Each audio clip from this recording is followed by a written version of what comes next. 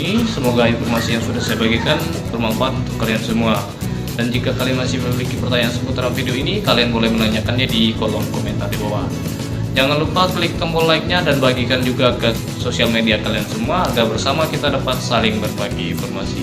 Video kali ini saya akhiri sampai di sini. Sampai jumpa di video berikutnya. Thank you.